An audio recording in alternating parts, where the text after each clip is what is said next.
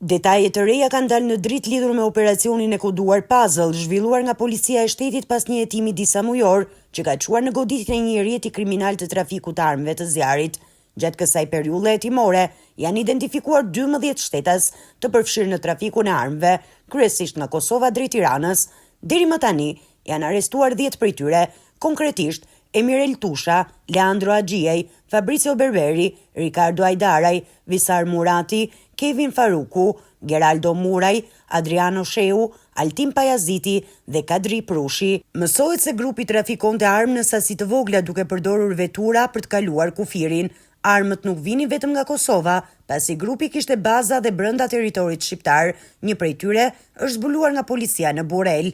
Gjithashtu, ky rjet është goditur dhe në momentin e shitjes së armëve në qytete si Shkodra dhe Laçi. Në fokus të këtij trafiku kanë qenë armët e zjarit të llojeve të ndryshme, mes tyre pistoleta përfshirë modele Glock dhe armë automatike. Çmimet për një armë varionin nga 1.500 deri në 2.500 euro. Operacioni Puzzle konsiderohet një ndër goditjet më të rëndësishme të muajve të fundit ndaj trafikut të armëve, një aktivitet i palishëm që jo rrallë ushqen edhe krimin e organizuar dhe ngjarjet e rënda kriminale në vend.